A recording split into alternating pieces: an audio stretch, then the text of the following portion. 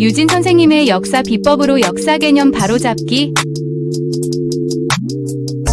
학습 시간은 줄이고 성과는 높입니다.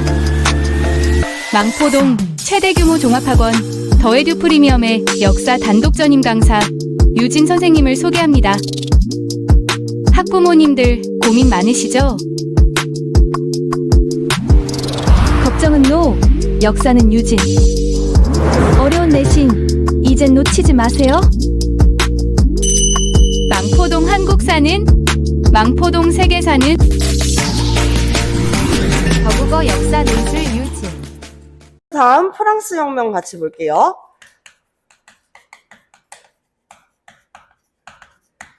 자, 프랑스 혁명 함께 봐보도록 하겠습니다. 프랑스 혁명은 얘들아 어디에서 영향을 받았다 그랬어? 순서대로 이야기를 하면 미국, 프랑스라고 이야기를 했잖아. 미국 혁명에서 영향을 받았어. 미국 혁명에 영향을 받았다. 요거를 시험 문제로 냈을 때는 프랑스 혁명이 미국 혁명에 영향을 주었다. No! 시기상으로 말이 안 된다는 거야. 그치? 자, 그래서 프랑스 혁명의 시작은 루이 16세, 14세 아니죠. 그쵸?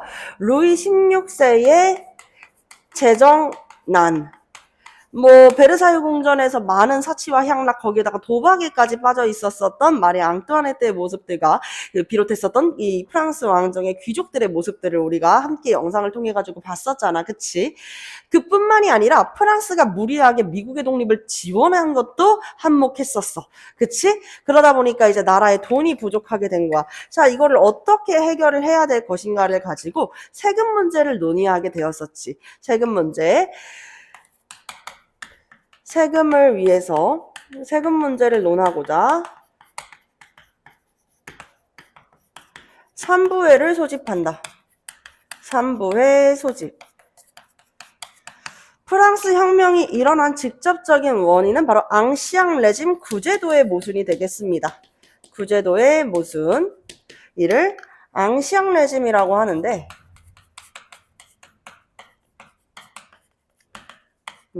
앙시앙 레짐이라고 하는데 왜 구제도가 이렇게 말이 안 됐냐. 짜잔, 신분제 사회였었다라고 이야기를 했잖아요. 그쵸?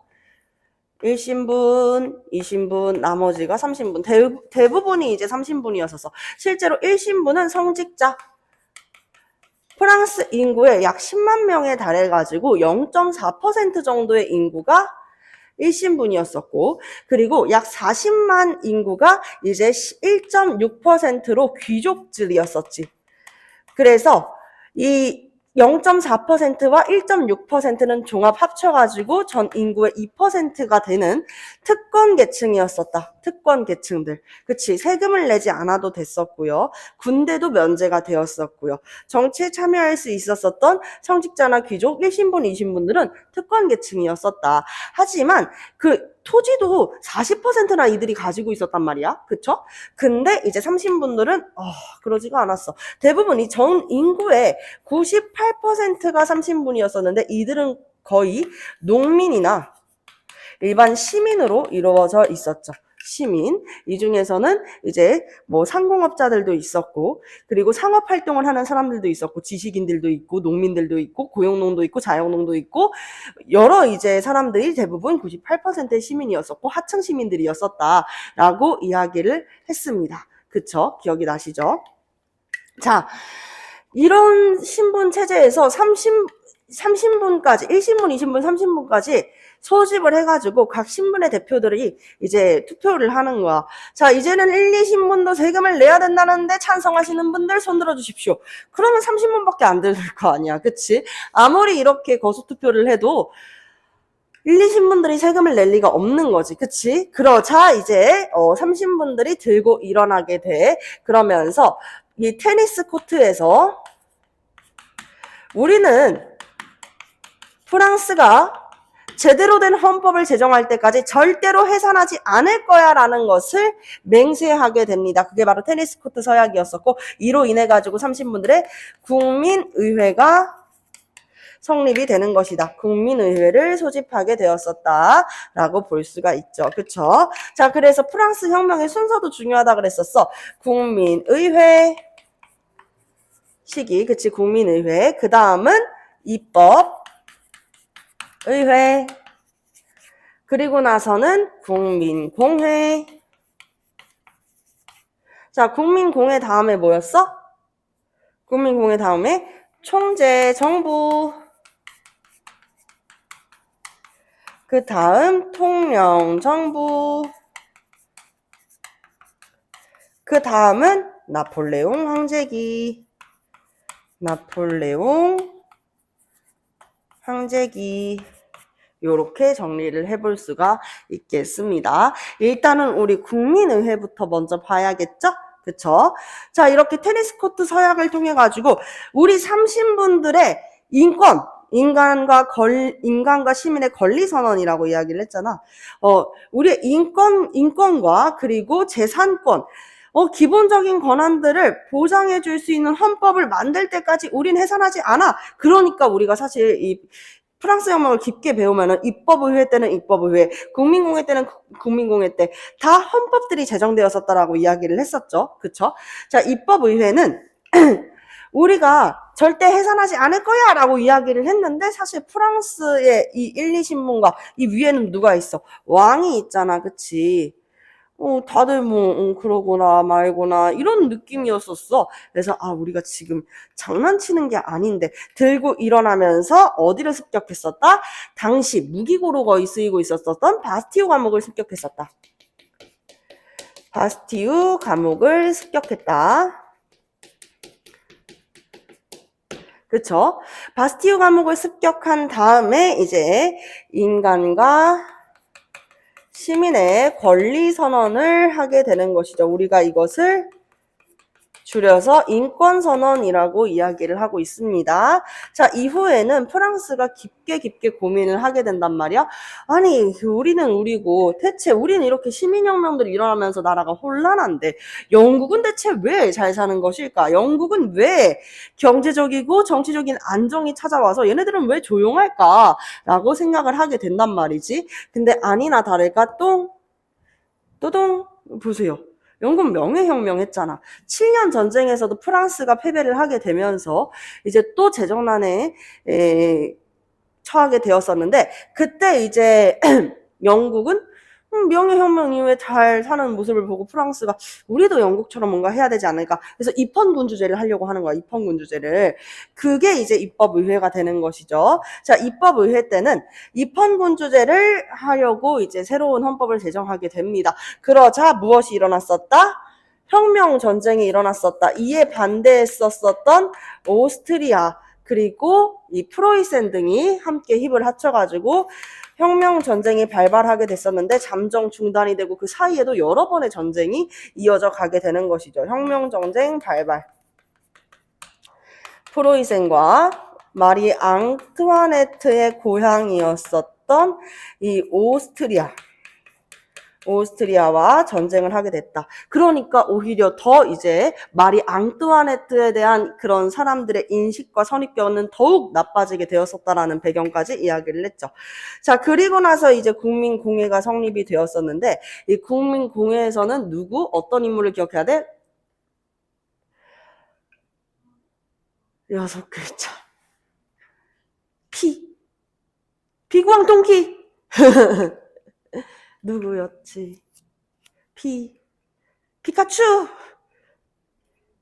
피카소, 로베스피에르였습니다. 그쵸? 자, 이 국민공회 때는 로베스피에르를 기억해 주시면 돼요. 이 당시에 이제 로베스피에르는 혁명재판소를 설치하고 혁명재판소 앞에 무서운 단두대 기요틴을 설치했었잖아. 그치? 혁명 정신에 조금이라도 어긋난다라고 하면은 새로운 이 헌법을 가지고 사람들의 목을 단두대에서 쳐냈습니다. 그 중에 한 명은 루이 16세도 있었지. 나라가 혼란한 길로 빠지게 되자 마리 앙뚜아네트와 같이 마리 앙뚜아네트의 고향인 오스트리아를 가려고 했었지만 이전에 전쟁을 했었던 적국으로 도망을 가는 루이 16세는 나라를 버리고 적국으로 도망간다라는 그 죄를 가지고 처형이 되었습니다. 그럼 왕이 죽었네요. 그쵸? 왕이 죽어서 화정이 수립이 된다. 자, 공화정 수립되고 그리고 로베스피에르의 공포정치를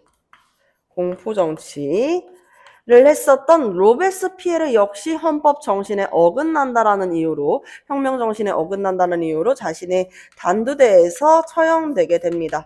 로베스피에르 처형. 그래서 000 이렇게 기억을 해주시면 된다 그랬었죠. 자, 총재정부입니다. 총재정부에서는요, 한 명이 아니라 한 명은 독재를 할 가능성이 높다 이거야. 그래서 5명의 총재가 돌아가면서 총재가 함께 정치를 운용한다라고 보면 되겠어요. 정치 운용. 근데 이 5명의 총재들이 정치는 어쨌든 인기가 중요하다 그랬었지, 얘들아. 인기가 있었던 것도 아니고 그렇다고 뭔가 특별히 두드러지는 점이 없었어. 이때 이탈리아 원정에서 성공해가지고 싹 돌아오는 이가 있었으니 그가 바로 나폴레옹이라 그랬었잖아요. 자, 이집트 원정에 실패했었던 나폴레옹이 돌아오면서 나폴레옹 쿠데타가 일어납니다. 나폴레옹 쿠데타가 일어나게 되면서 나폴레옹이 통령정부를 수립하고, 이때 이제 편찬했었던 게 나폴레옹 법전 뿐만 아니라 근대식 교육, 프랑스 은행,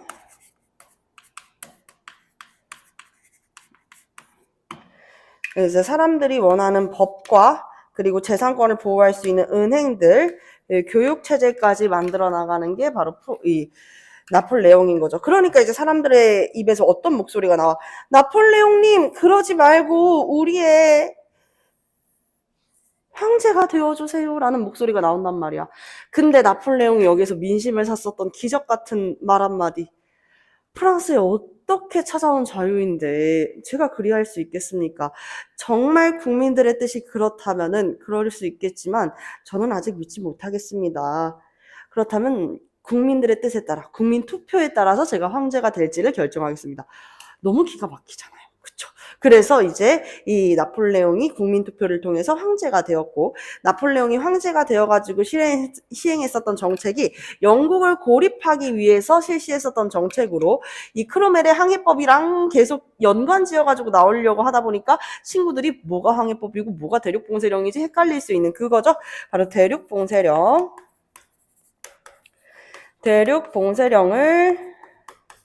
내리게 됩니다. 대륙봉쇄령을 내렸던 이유는 무엇이냐면, 이유가 중요하잖아. 영국을 고립시키기 위해서였어.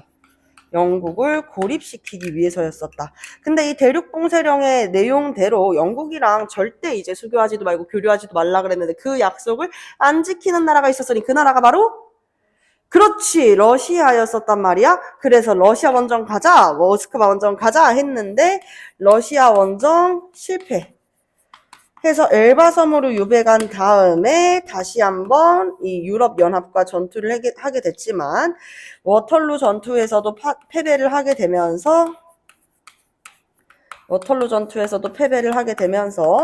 나폴레옹의 황제기는 완전히 해가 저물어 버리게 된다까지가 이제 프랑스의 내용이었습니다.